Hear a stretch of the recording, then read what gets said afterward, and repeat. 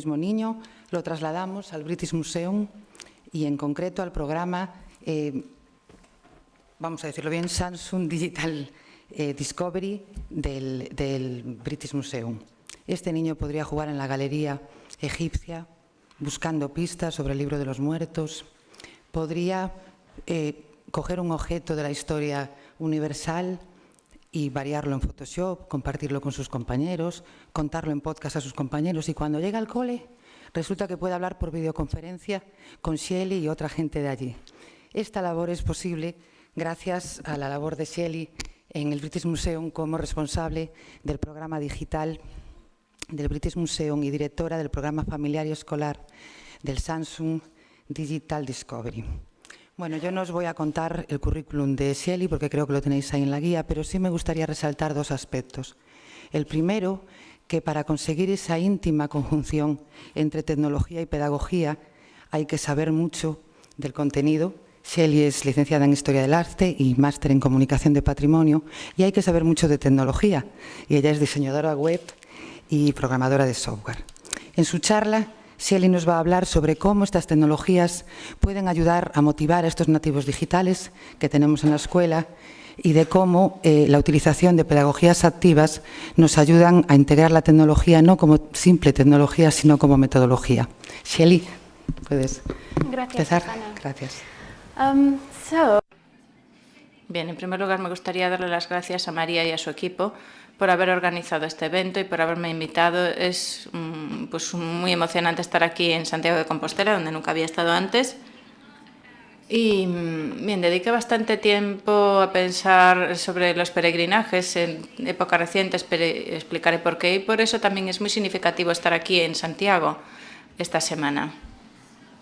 Bien, me encontré esta foto que creo que era una buena manera de empezar y una buena manera de presentar las ideas de las que espero hablar esta tarde y que se ciñen a la manera en la que el aprendizaje se ha convertido en una experiencia semipresencial, sobre todo la experiencia digital. Utilizamos una mezcla de las tecnologías que se ha utilizado siempre en el aprendizaje, en los nuevos tipos de metodologías y experiencias que se pueden utilizar con estas metodologías.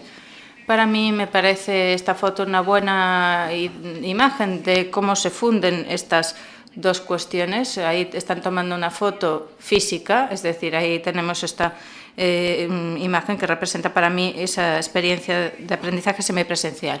Estamos en Santiago de Compostela, es uno de los lugares más importantes de peregrinaje del mundo y, como decía, la razón por la que esto tiene un significado especial para mí es porque llevo pensando bastante tiempo en el peregrinaje en mi trabajo en el British Museum durante el último año. En enero del año pasado el museo abrió una exposición llamada Hajj, el viaje al corazón del Islam, y esto fue una de las exposiciones que más éxito tuvo en el museo. Nunca tuvo mucha popularidad, mucho más de lo que habíamos esperado, y el tema de esta exposición era Hajj, que es el 5 pilar del Islam. Para quien no lo conozcan, pues he mostrado esta imagen para que veamos la escala. Hay un periodo en el calendario islámico cada año en el que 3 millones de visitantes, de peregrinos, más bien, viajan a la Meca para completar el quinto pilar del Islam. Es decir, para completar el Hajj, que es algo sumamente importante y está en el corazón de la identidad de lo que es ser musulmán. Podemos ver que también es un evento pues muy complejo, hay una serie de rituales en los que tienen que cumplirse para poder llegar a conseguir ese Hajj. Y voy a hablar un poco de estos rituales, pero en cualquier caso la idea del peregrinaje y también el papel de la tecnología digital en la educación religiosa es algo que ha estado muy presente en mi pensamiento. Aquí vemos un pantallazo de la aplicación móvil que diseñamos para esta exposición. Hemos creado una serie de aplicaciones móviles específicamente para la pedagogía, para el aprendizaje. Vamos a distinguir entre la interpretación, que es algo que hace otro equipo del museo, y el aprendizaje y la educación, que es lo que hace mi equipo. Yo creo que en cada institución las cosas se organizan de una forma diferente, pero en nuestro caso el Departamento de Interpretación y Digital son los que producen las guías multimedia de las exposiciones, las versiones, digamos, actualizadas de la audioguía. Y mientras que en mi departamento, y yo soy responsable del sector de descubrimiento digital, trabajamos en el campo del aprendizaje, es decir, con niños desde 4 a 19 años. Los peregrinos, las peregrinas se pueden sentir impulsados a ir a Hajj a través de una experiencia espiritual o circunstancias de la vida. Una vez que se recibe esa llamada, esa vocación, hay que tener confianza y determinación para llevarla adelante. Y esta aplicación lo que quería era traducir lo que eran los puntos de experiencia fundamentales del Hajj y del peregrinaje. Es decir, no queríamos dar información de manera intelectual, sino llevar a los estudiantes a través de un viaje que pueda hacer un paralelismo entre las mismas con las experiencias que una persona musulmana que haga el Hajj puede experimentar. Una de las preguntas relacionadas con esto es ¿qué es el aprendizaje en el mundo real? Es decir, si damos un paso atrás y yo si doy un paso atrás desde el trabajo que hago, esta es una de las preguntas que me interesan. ¿Qué aprendemos en el mundo real? Aquí vemos uno de los rituales que completan los peregrinos y las peregrinas durante el Hajj. Aquí vemos una mujer y un hombre que tienen una piedra en la mano, que también es otro tema de esta conferencia. Tienen esas piedras en la mano, las tiran a un pilar y esto representa la idea de dejar marchar sus pecados o sus actividades negativas y esto es una actividad física que implica tres cosas. El aprendizaje en el mundo real implica un objeto u objetos, esas piedrecitas, y también el pilar a la cual los tiran, y también implica una acción, es decir, implica a las propias personas y hacer algo. Y también implica una motivación, es decir, ¿por qué lo hacen? Y esta es claramente una de las preguntas que me parecen muy importantes en el aprendizaje digital, porque las nuevas tecnologías nos ofrecen motivación e inspiración para el aprendizaje. Y esa es la investigación que muestra, ese es el resultado de la investigación que hemos hecho y lo hemos intentado explorar a través de una serie de proyectos que presentaré. Bien, por lo tanto, los encuentros espirituales, sean en Santiago o en la Meca, son transformadores, nos transforman en algunos casos de una forma tremenda, tal vez no solo en el periodo en el que se hace el peregrinaje, sino también de una forma fundamental tras esta experiencia. Y cuando hablamos del aprendizaje y la educación, para mí eso sería nuestro objetivo como educadoras, educadores. Queremos influir a las personas, queremos cambiarlas de cierta manera, ayudarlas a que crezcan, a que se desarrollen. Queremos que nuestras experiencias, que la experiencia de aprendizaje que les ofrecemos sean transformadoras. Aquí vemos un ejemplo de un vídeo que incluimos en la aplicación móvil de Hajj. Os lo voy a poner. Y creo que sí que muestra la manera en la que el aprendizaje en el mundo real y sobre todo lo que me parece muy interesante es este aprendizaje basado en objetos y cómo puede transformar en un contexto por lo menos espiritual.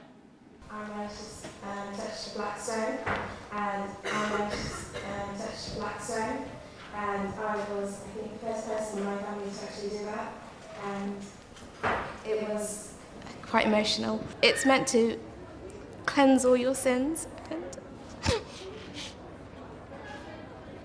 that's how I felt, and that's how I still feel. It made me feel almost like reborn. I would love to do it again, and I would love to go with my husband this time. Feel free again. It made me feel so good. I felt like I was a good person. And it encouraged me to be better, and I think we all need something like that, something that would motivate us all to be better people, and that was my motivation. I'm quite an active person, and I think a lot. It helped me regulate my thoughts. I was quite peaceful for a long time afterwards, and it sort of disciplined my mind a lot. I don't think if I'd gone, I would have been as calm as I became afterwards. So, yeah. Okay. So for a long time, Bien, durante mucho tiempo me tenía dificultades a la hora de ver este vídeo sin que se me pusiera la carne de gallina, ¿no? Creo que me entendéis, sí. que se te ponen los pelos de punta. Y la razón es porque está expresando algo que fue tan transformador para ella que vemos que el lenguaje que utiliza para describir su experiencia lo muestra. Ha cambiado la manera en la que vive de manera ordinaria, de manera habitual, antes y después. Como decía, realmente este es el tipo de experiencia de aprendizaje que esperamos que podamos conseguir en los museos. Para ser honesta, creo que los museos son un lugar único para este tipo de experiencias transformadoras. Y esta creencia se basa en la investigación. John Falk y Lynn Kirk ha hecho mucha investigación en las últimas 3 décadas sobre el impacto de las visitas a los museos. Y una de las cosas que enfatizan muchas veces es la manera en la que los museos pueden tener una vida muy larga en lo que se refiere al recuerdo. Queda ahí durante mucho tiempo. Las visitas a un museo son poco frecuentes, puntúan nuestras historias, sobre todo si visitamos museos cuando somos niños y niñas. No sé cuántos lo recordáis, pero yo tengo un recuerdo muy vívido de las 2 o 3 veces que visité museos cuando era niña. Y estas experiencias fueron muy importantes porque eran algo único y por eso lo recuerdo. Así que creo que los museos pueden ser transformadores y creo también que pueden ser transformadores cuando ponemos a las personas que aprenden en una red. Esto también es el intento de conectar con el tema de este congreso, que es la araña en la red. Nuestros medios, con medios de interpretación y con un contexto. Necesitamos un contexto, el contexto histórico, que muchas veces es el tema de los museos, y de ahí proviene la interpretación museística. También interactúa la experiencia personal, el significado social y la interacción interesante. Y es en este área y también la del significado social en el que la tecnología puede ayudarnos mucho.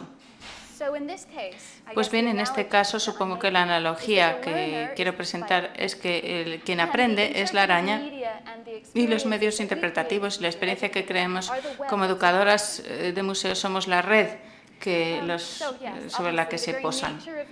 Bien, la propia naturaleza de los museos es exponer cosas y las educadoras lo que hacemos es recuperar el contexto, reconstruir el contexto. Utilizamos distintos medios para hacerlo. Tenemos, pues, por ejemplo, tenemos como una caja de herramientas de distintos medios que podemos utilizar para la interpretación. Aquí tenemos la etiquetita tradicional que vemos en la parte superior y la audioguía, que es algo que también nos es muy conocido como medio de interpretación, y las nuevas tecnologías nos ofrecen otras maneras de poder restaurar el contexto. Y me agradó mucho la presentación de Francisco de esta mañana porque aprecié la manera en la que marcaba con aquel vídeo, ¿no?, que era como un programa de radio televisado. Ahí veíamos la idea de que cuando llegan nuevos medios intentamos aplicar técnicas antiguas y modelos antiguos al principio, hasta que nos damos cuenta y empezamos a comprender la naturaleza de este nuevo medio y entendemos cómo podemos proporcionar contenido de la mejor manera a través de estos medios. Pero da igual lo que hagamos, seguimos dependiendo de las personas que aprenden, porque el aprendizaje es algo que es totalmente dependiente de la persona que aprende. Podemos ofrecer todos estos recursos interpretativos y aplicaciones móviles estupendas, páginas web estupendas, pero al final el aprendizaje depende de la motivación de la persona que aprende. La persona que aprende tiene que estar totalmente en cuerpo y alma con esa experiencia para que sea transformadora. Como he dicho, creo que la tecnología puede ayudarnos. Creo que la tecnología sí que, por lo menos en este momento en particular en el tiempo, crea una motivación, crea interés, genera ese entusiasmo por el aprendizaje y podemos utilizarlo para crear esas experiencias transformadoras. Y obviamente esto tiene que estar dentro de unos límites y explicaré lo que es. Mi trabajo en el museo es gestionar el programa de aprendizaje digital. Como ya he dicho antes, trabajo sobre todo con gente joven, entre 4 y 19 años, y mi trabajo es intentar integrar la tecnología en nuestros programas de aprendizaje de la manera mejor posible. Por lo tanto, voy a hablar un poquito de lo que creo que la tecnología digital puede contribuir En el caso del aprendizaje, obviamente son cosas de las que hemos oído hablar en esta conferencia y que se habla mucho de ellas en las redes sociales, conferencias sobre redes sociales u otros temas, multimedia, en la página web, etcétera. Y está claro que hay una cuestión vital que es la personalización. Seguramente podréis ver que este jovencito ha creado una imagen con Photoshop, que es una estatua de nuestra colección de Ramsés II, y en el centro ha puesto su cara, sí, como si fuera el Ramsés. Una de las cuestiones que tiene que ver con la personalización o con este interés se analiza en este libro, que me resultó muy útil. Me parece que es uno de los temas que resaltan los autores en este libro que se llama Disrupting Class, la ruptura de las clases, es que las tecnologías pueden aumentar la personalización. Es decir, es posible salir de un modelo que seguramente todo el mundo lo conoce porque lo hemos experimentado en la escuela, y que tiene que ver con la estandarización en la manera en la que se imparten las lecciones. Es decir, todo esto depende de si sé algo de un tema o no, y da igual lo que yo sepa, cuál sea mi contexto, el profesor o profesora da la misma clase para todo el grupo, da igual de primaria, de secundaria, sin tener en cuenta nuestros distintos niveles o contextos. Y la tecnología nos ayuda a movernos, a apartarnos de esta situación y hacer una experiencia más personalizada. Una de las maneras en las que se utiliza o las que nosotros utilizamos esta tecnología en nuestros museos es a través del acceso a datos personalizados. Aquí vemos esta personalización, por ejemplo, este nombre de Saturn Who Headline. Saturn Who es uno de los lugares arqueológicos más importantes, y uno de los lugares donde se han hecho los descubrimientos más importantes en el Reino Unido en el último siglo.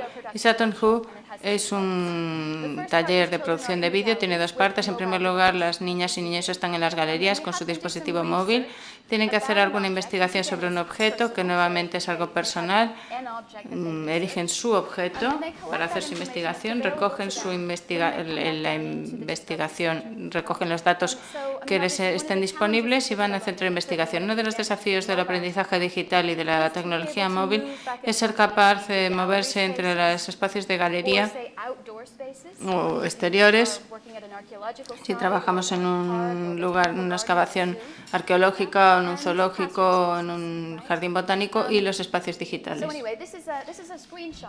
Bien, aquí vemos un pantallazo de la aplicación. Una vez que las niñas y niños han recogido información de la galería, aquí podemos ver que en esta información está accesible una vez que vuelven al centro, que está en el propio museo. También es accesible cuando vuelven a la escuela, que también es muy importante para el profesorado, y completa algo que se llama el círculo virtuoso, que hablaré de ello en un momento.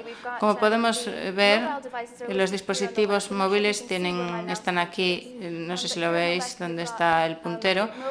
Aquí vemos el dispositivo móvil en esta columna. Después está el nombre de la niña o el niño. Trabajan en parejas. El nombre del equipo, nos dicen que es un objeto, aquí vemos una foto del objeto que pueden sacar con el móvil, y tienen que contestar algunas preguntas. Estas preguntas después están disponibles y accesibles para nosotras, como educadoras, para poder realizar un debate, y también para las niñas y niños que luego tienen que hacer un vídeo basándose en esta información. Utilizamos este enfoque en distintos talleres.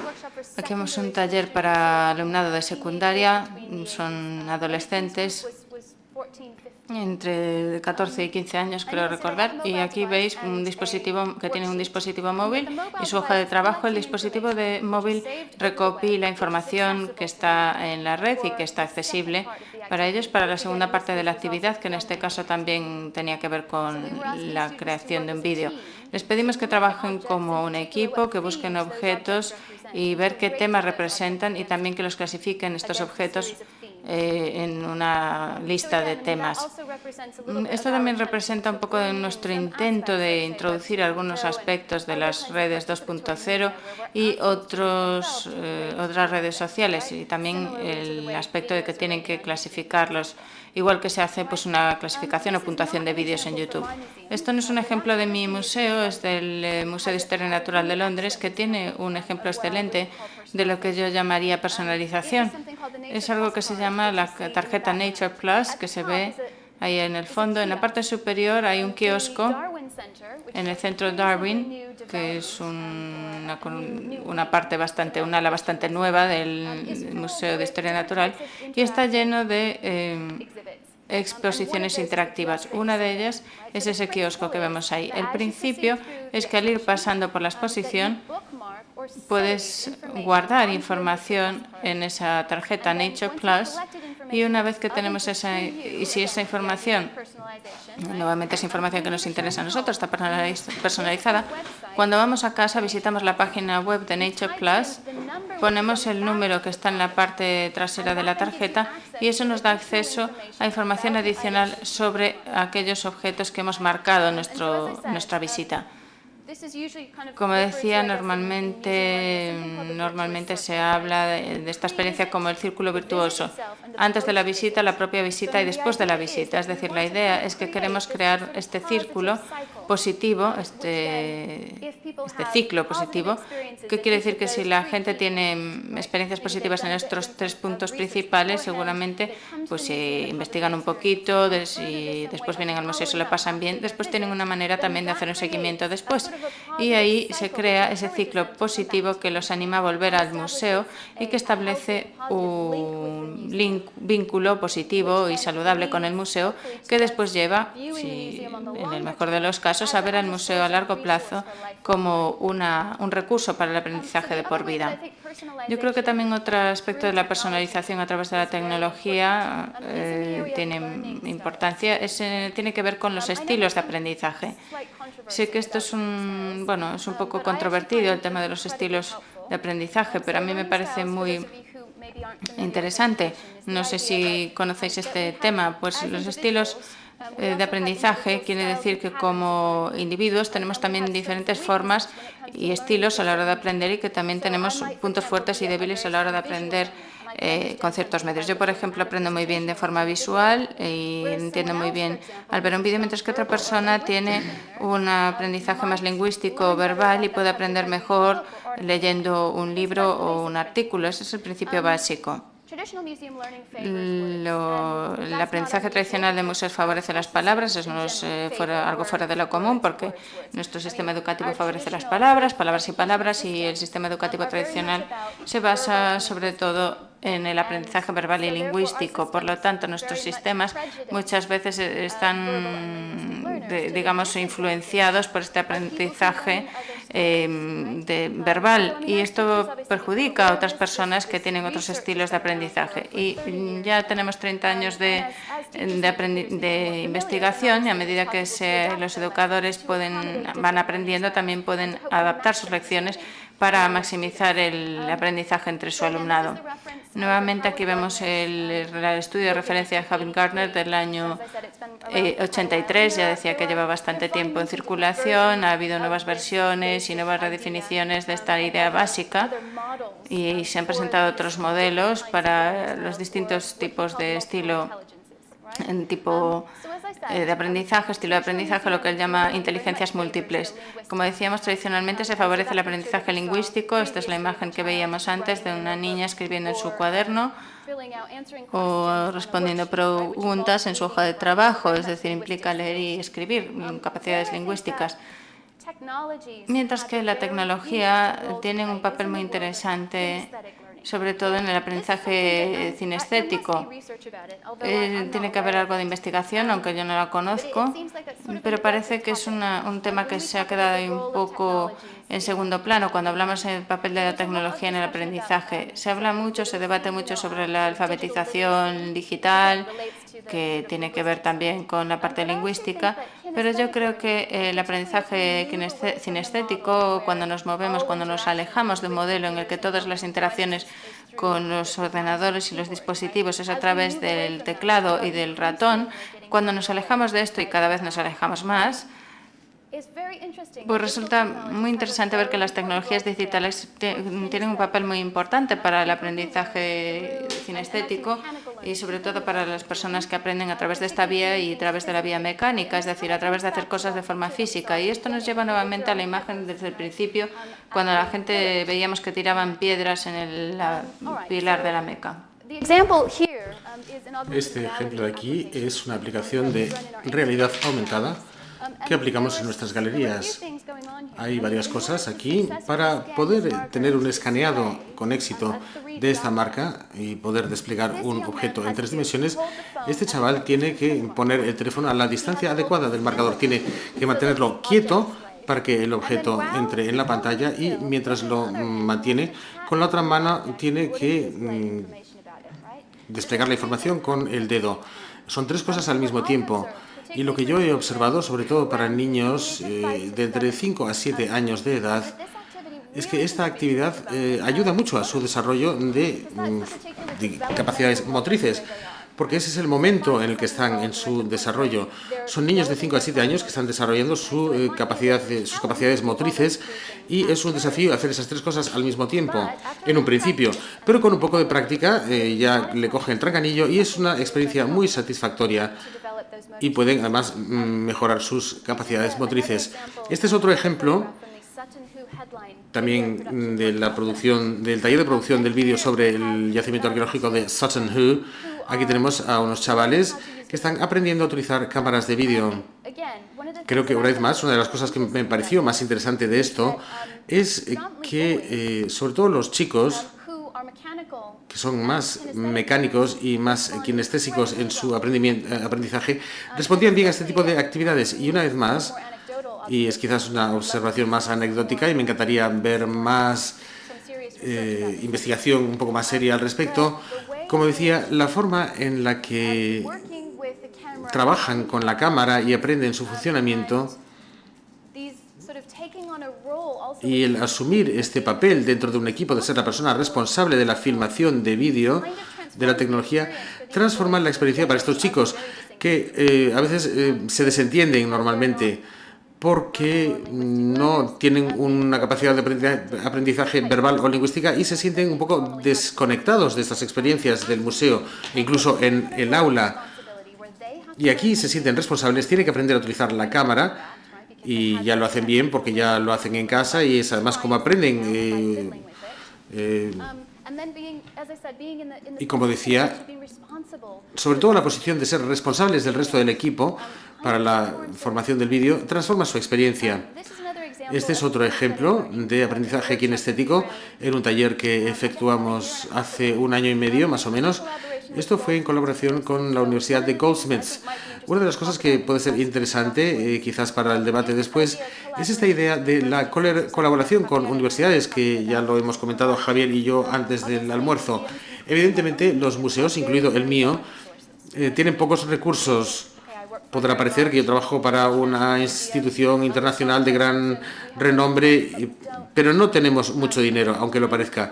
Tenemos unos presupuestos mínimos y recientemente he hecho un estudio en un congreso online sobre museos inmóviles y hice una encuesta, varias cientos de personas participaban. Les pregunté cuál era su presupuesto medio para proyectos educativos. Era entre 3 y 5.000 euros, libras o dólares. Es decir, sea cual fuere la divisa, de 3 a 5.000. Y es lo mismo para mí, es el mismo presupuesto que yo tengo y muchos otros museos, pequeños y grandes. Volviendo al tema, para realizar una cosa de este tipo, que se llama el estudio de animación virtual, podemos ver cómo, entramos en colaboración con la Universidad de Goldsmiths y su laboratorio de multimedia. Trajeron su laboratorio al museo nuestro y podemos ver en el fondo, hay unos andamios, pues había unas cámaras de infrarrojos que mapeaban. Estas cámaras pueden mapear o cartografiar estas especie de bombillas que están en la ropa de este chaval, en sus brazos, en sus piernas.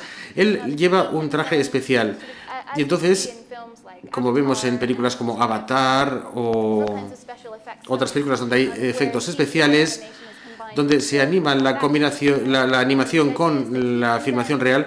Entonces la idea es que puede grabar una serie de movimientos y le pedimos que haga una serie de movimientos que se van registrando y luego se cartografían en un personaje que hemos tomado de la colección del museo.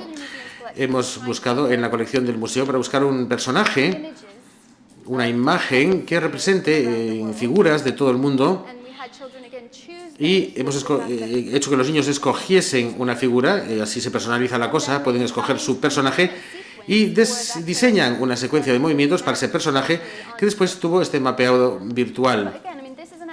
Es una actividad que tiene que ver con el aprendizaje kinestético. Se trata de movimientos, se trata de buscar la imagen del personaje e intentar determinar cómo piensas que ese personaje se movería viendo cómo tiene su aspecto.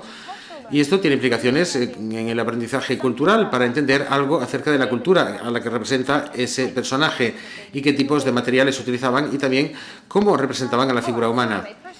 Bueno, la personalización, como decía, creo que tiene dos aspectos que todavía hay que desarrollar.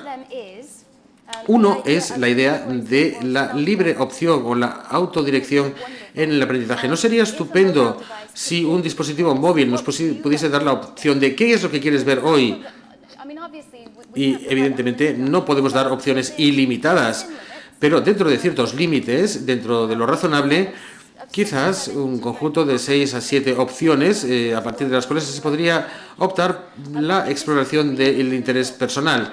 Esto es muy importante, sobre todo para adolescentes, porque una vez más están en un momento de su desarrollo en el que definen su personalidad, definen quiénes son, y para hacerlo tienen que poder tomar opciones, elegir.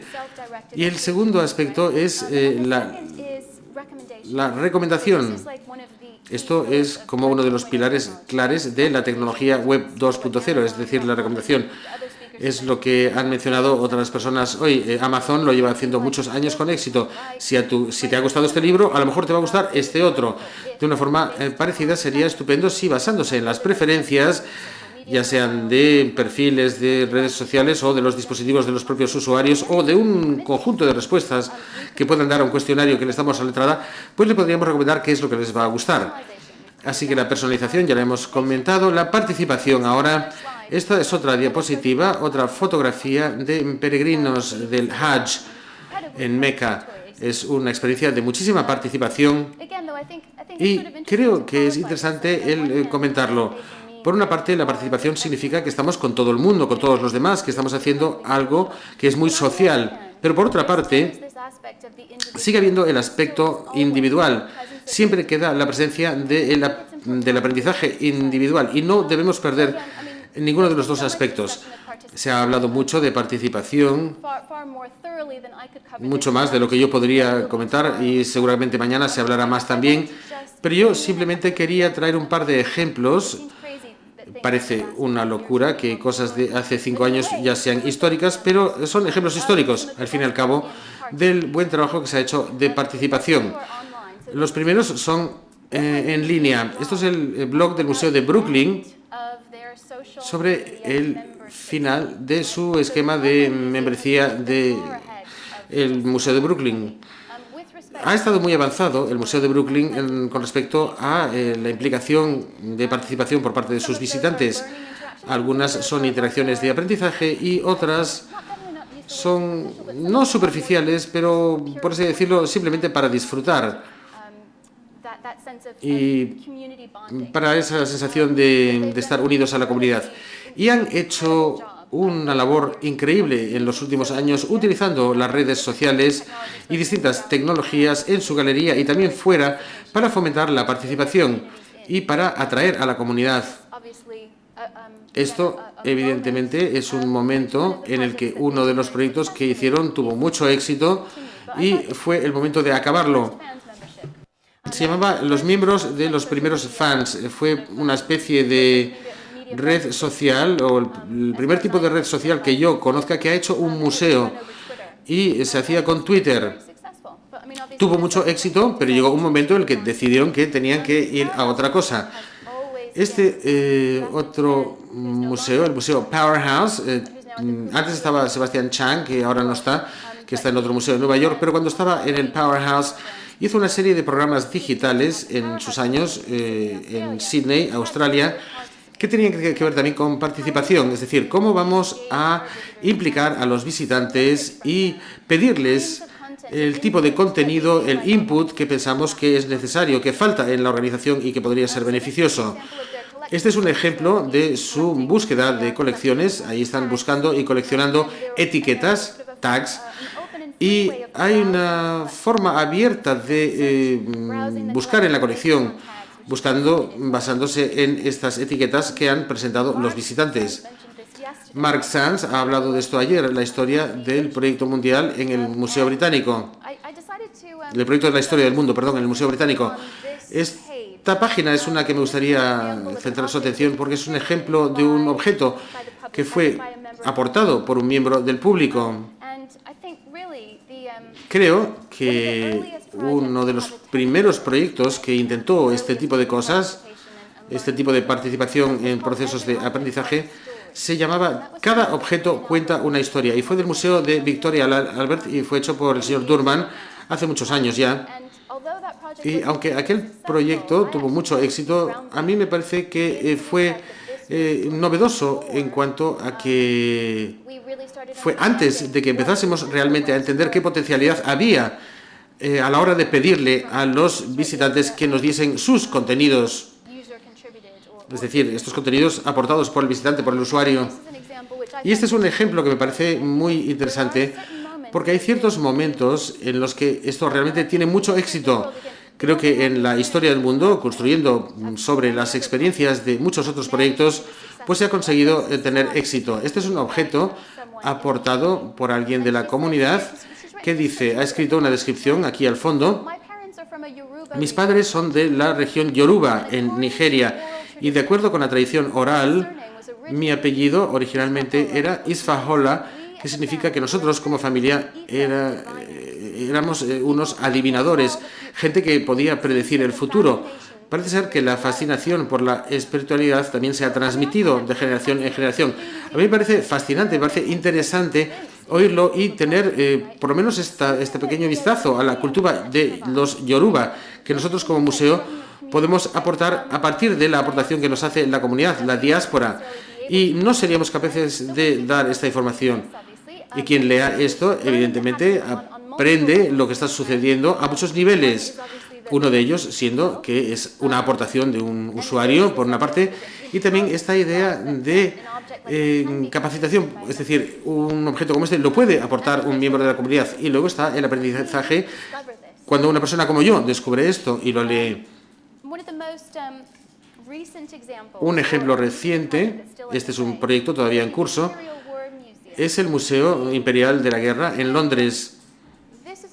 Este es un proyecto que se llama Interpretación Social y está financiado por un fondo de investigación digital, una especie de fondo de investigación tecnológica del Reino Unido que empezó el año pasado.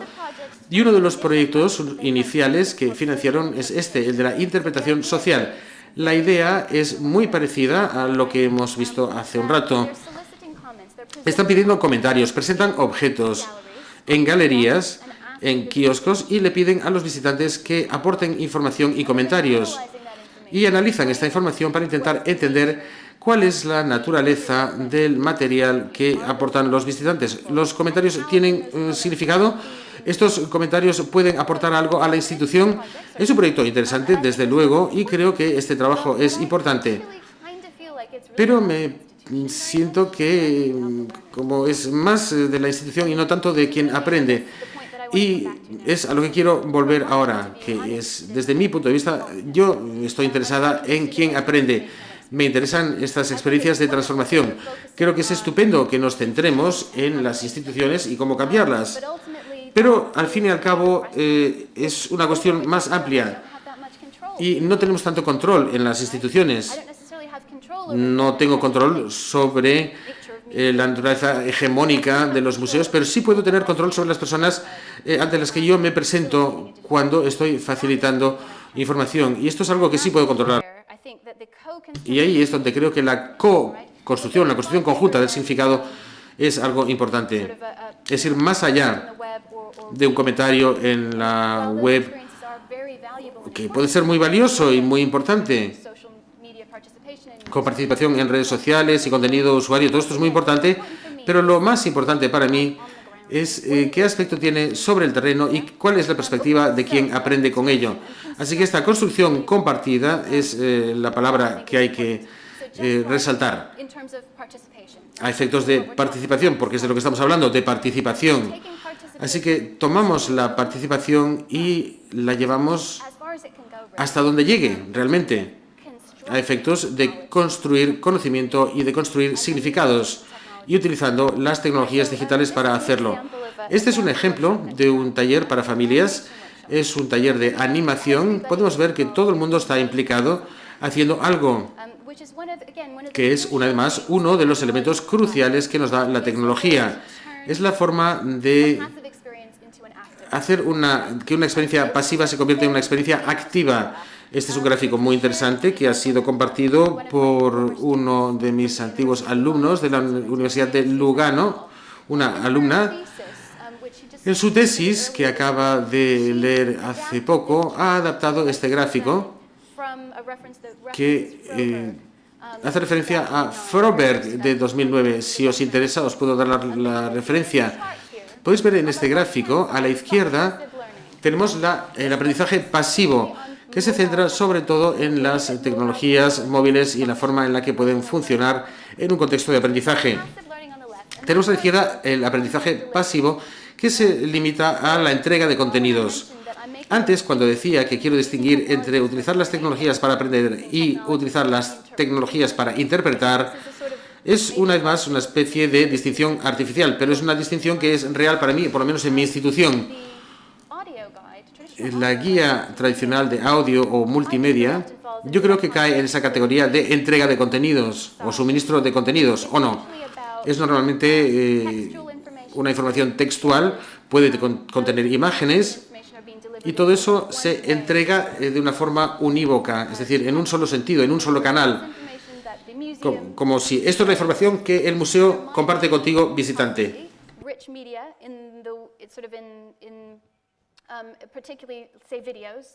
Y en el caso de los vídeos, que son normales en las guías multimedia, pues también entrevistas con comisarios o conservadores.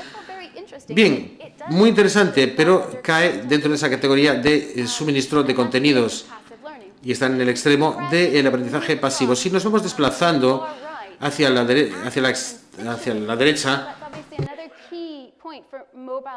tenemos ahí también la oportunidad para los dispositivos móviles que nos pueden dar la información, pero más contextual, con más relevancia.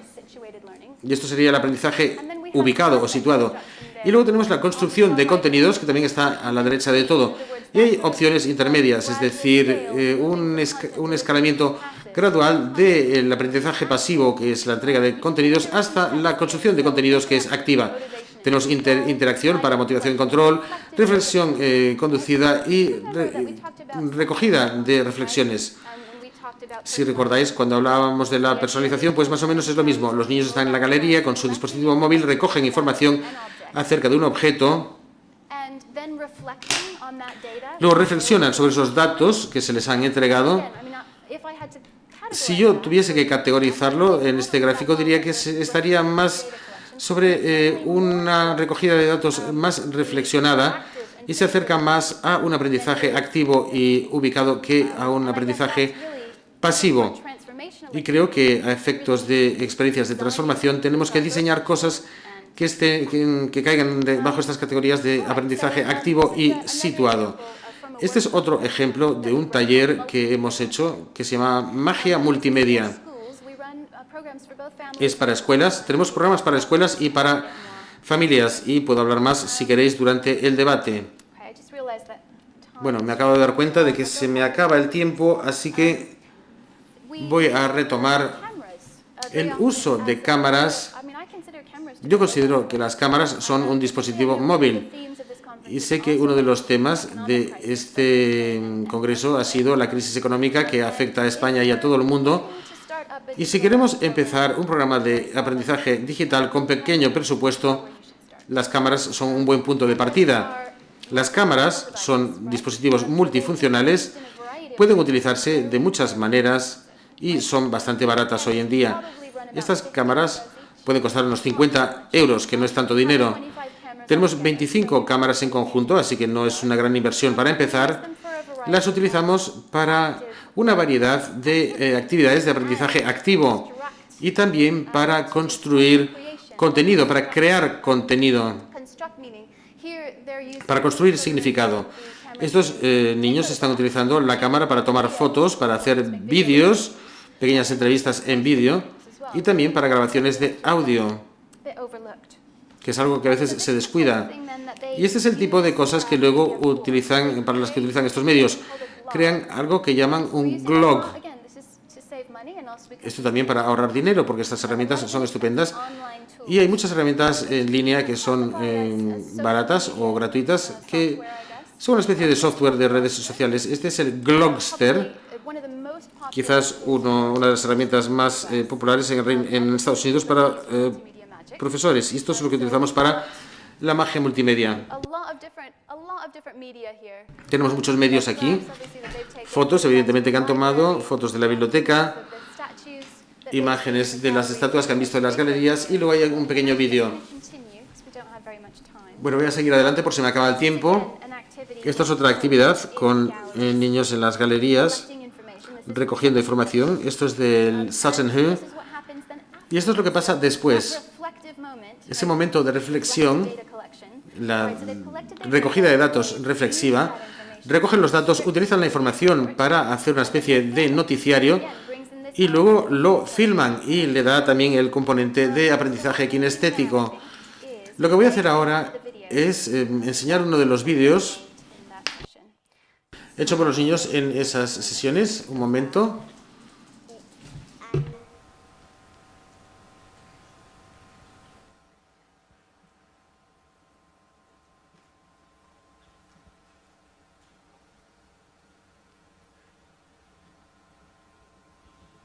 All right, we'll give it another few seconds. And possibly... I'll try reloading this and see maybe if that helps a little. Bueno, unos segundos más, a ver si recargándolo funciona.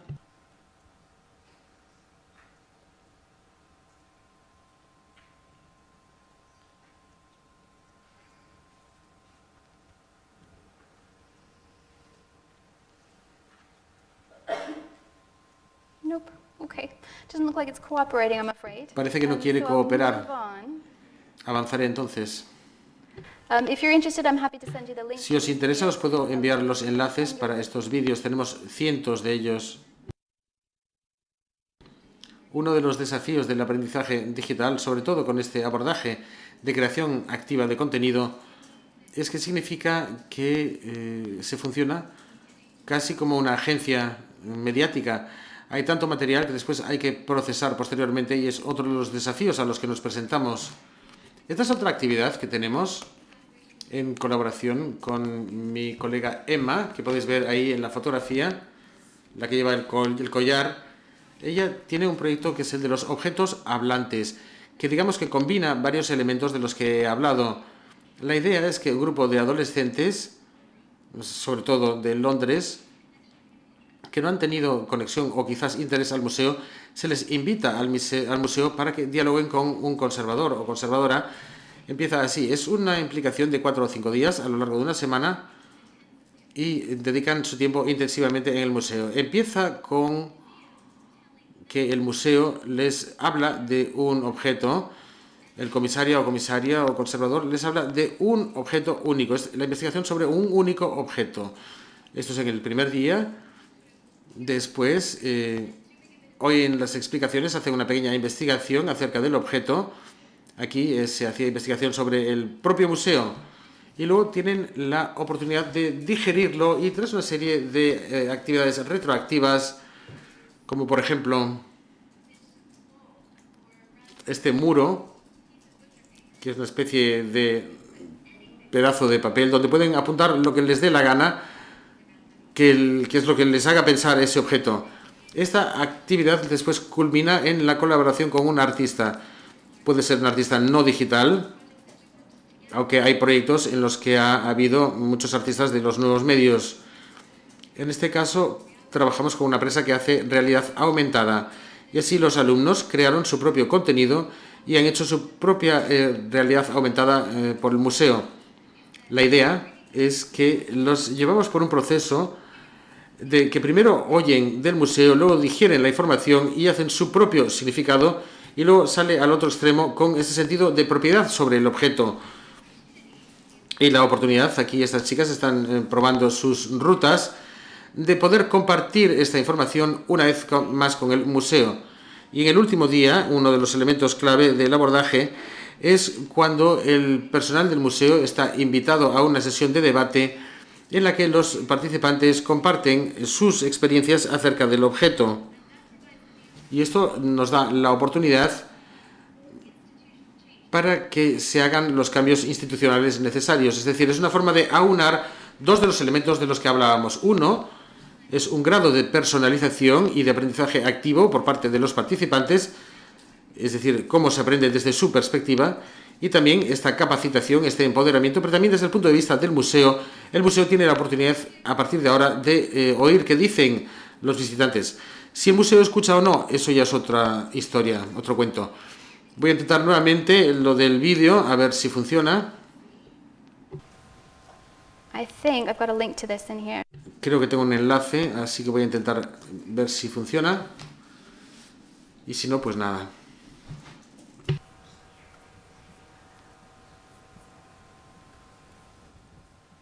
Actually, there we go.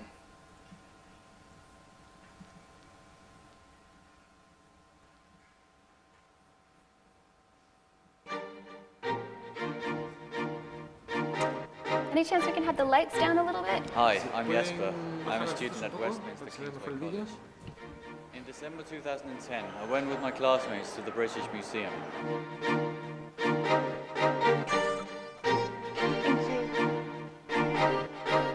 The people, the visitors, people like yourself, you're part of the museum history now. And again, the great thing about the museum is that one has it in trust. It's been in trust since 1753 for the future. We don't know what's coming after, but we do our best to pass it on. We also visited the London Metropolitan Archives. We looked at pictures, maps and posters of the British Museum. We discussed what would make the museum more interesting for young people. There's like a poster here where they've sort of planned what's going on the poster and what changes need to be made before it's shown to the public and stuff like that. And most of these pictures were taken in 1971. And what I've noticed has changed. There were security guys checking when you're going to go in and coming out. But they don't do that anymore because they get 15,000 people a day.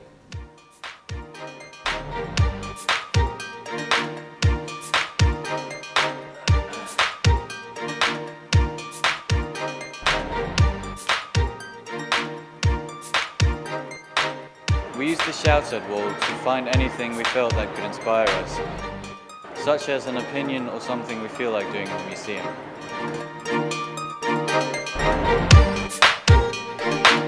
We used the Samsung Digital Discovery Center to create our own interactive tour. The most exciting part was using the Samsung Android phone, which included an exclusive application called Genio. Hello, my name's Darren. Recently, I've been on a tour with the British Museum, like not too long ago. Basically, I'm holding this Samsung, and there's basically a new technology app called Android, and basically what it does, if you view it on the barcode, it will basically tell you what it's about.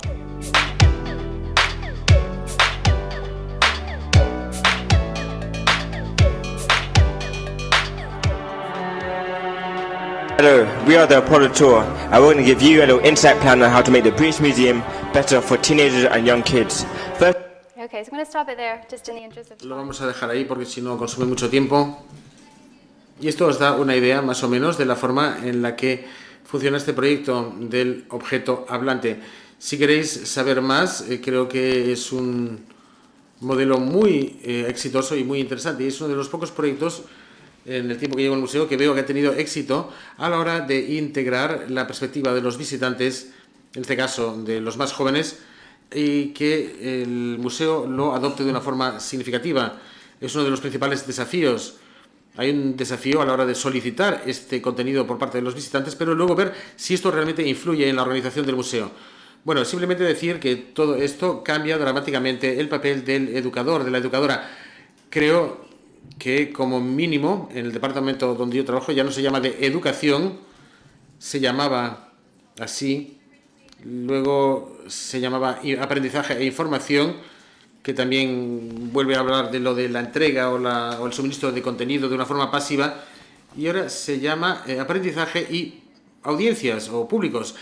Es decir, centra la importancia en el aprendizaje, en quién es la persona que aprende y qué puede aportar también a su vez, y cómo hacer que ayuden a darle significado a la experiencia museística.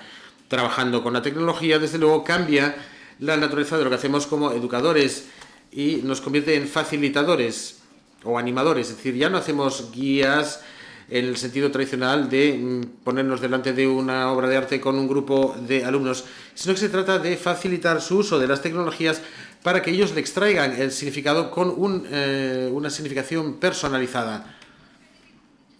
No sé si me queda un par de minutos, ¿no? No. Bueno, es que tengo muchas diapositivas que no voy a poder mostrar, pero lo que haré será dar un salto hacia adelante y así os queda por lo menos un regustito.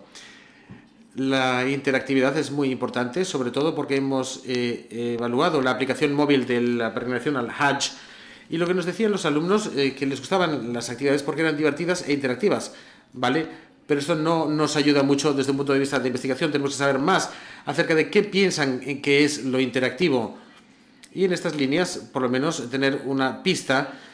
Y han visto, por ejemplo, esta actividad de dibujo en la que se les pedía que dibujasen el objeto que dicen haber visto a la izquierda, que es un objeto sagrado, una especie de pequeña tienda que se ponía encima de los camellos para llevar el Corán en peregrinación hasta la Meca.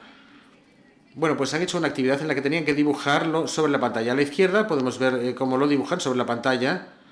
Hay esa creación personal. Y a la derecha, creo que es una de las partes más interesantes de la interacción con la tecnología digital, es que pueden compartirlo. A la izquierda vemos, digamos, la parte individual, el aprendizaje individual, la experiencia individual, que era interactiva también, pero bueno, hay que investigar más para ver cómo realmente es. Y a la derecha está el compartir. Aquí hay otros pantallazos de la aplicación de Hajj.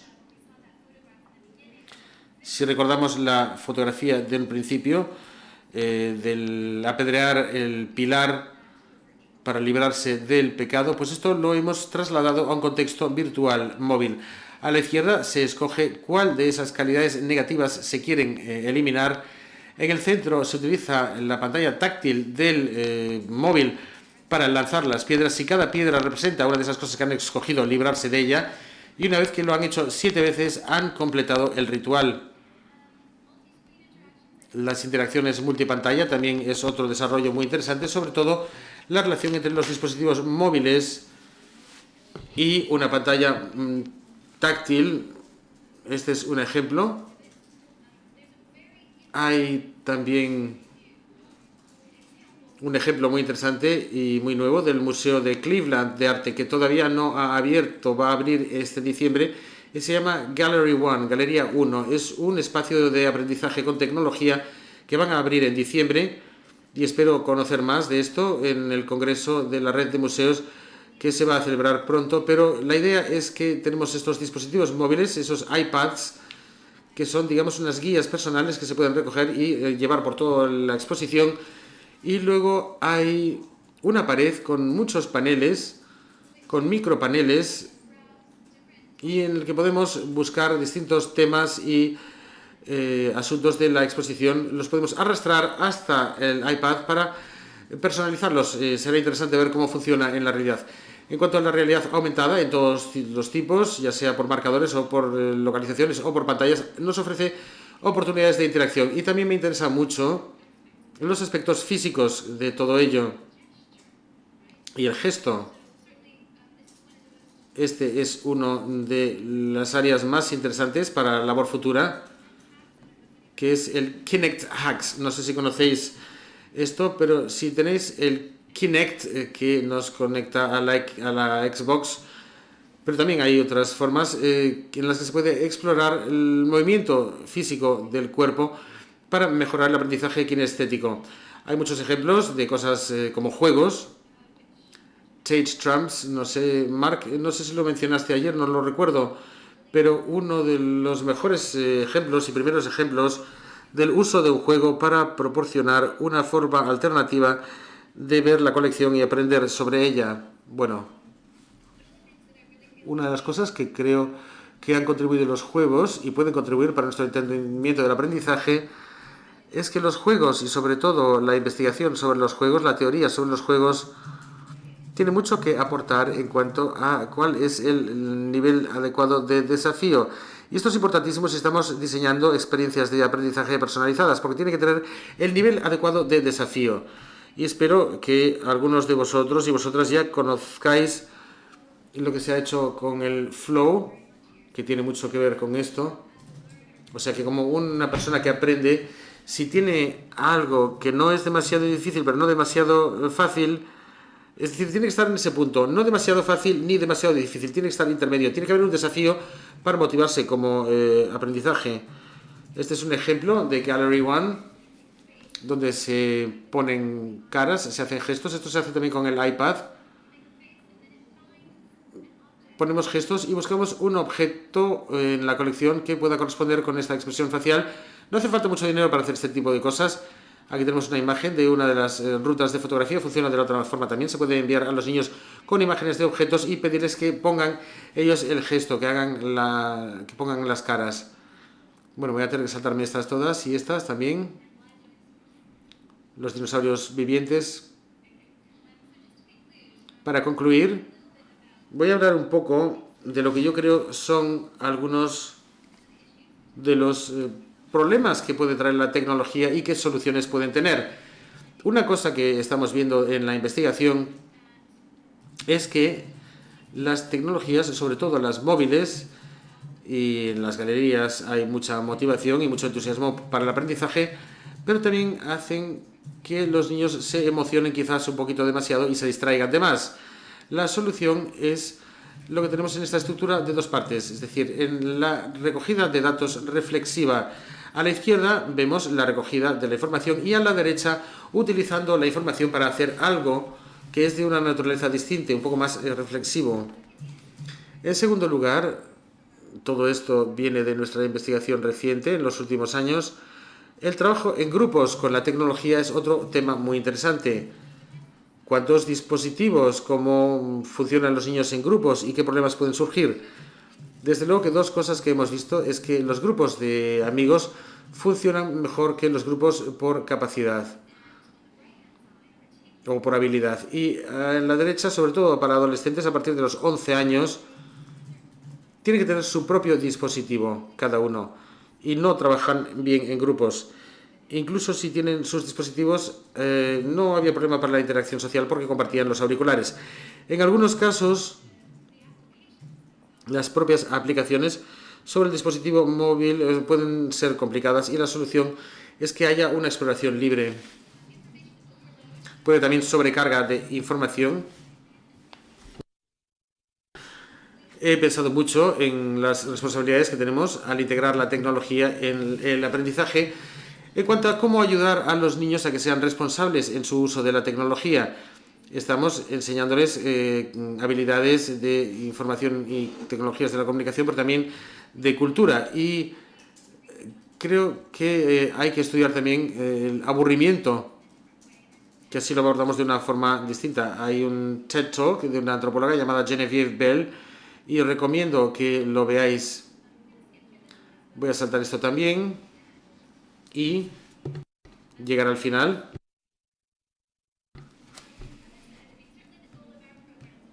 el objetivo de los programas, cómo abordamos el aprendizaje digital en el Museo Británico, es que enseñamos dos cosas a la vez. Por un lado, habilidades digitales y por otro lado, conocimiento cultural. Y estas cosas tienen que estar imbricadas y ser inseparables. Algunos niños se beneficiarán más de lo digital y otros más de lo cultural. Y esto vale perfectamente, porque nos da realmente el uso de la tecnología digital, nos da la oportunidad de ampliarnos hacia unas áreas de aprendizaje y conocimiento que no podríamos explorar de otra forma. Y al fin y al cabo tenemos que integrar estas tecnologías en el sentido de que no tiene que haber una distinción tan clara entre el aprendizaje y el aprendizaje digital. Ahora, encontrar el equilibrio entre cómo integramos la tecnología de una forma efectiva y sin costuras es lo complicado. Esto, para concluir, me ha inspirado mucho la labor hecha por la Fundación de Sacred World y os aliento a que lo veáis, no tenemos tiempo de ver el vídeo ahora. Ranjit Makuni me recomendó que lo viese. Está haciendo un trabajo interesante sobre interfaces de tecnología para el aprendizaje y la forma en las que pueden resonar con las comunidades tradicionales. En las comunidades tradicionales hay un modelo exitoso de aprendizaje que es muy social y muy basado en las tradiciones orales. Y la cuestión es cómo a partir de ahí este modelo puede encajar en un mundo moderno con las nuevas tecnologías que utilizamos. Y creo que están encontrando algunas soluciones muy interesantes. Bueno, pues esto es todo. Las preguntas creo que las vamos a retomar después en el debate, ¿es cierto? Museística y no museística, porque es aplicable a la escuela. Podemos ir a tomar un café tranquilamente y luego, después de la intervención de Rufino, podremos preguntarle a Silly seguramente un montón de cosas de las que hablaremos. Gracias. Gracias.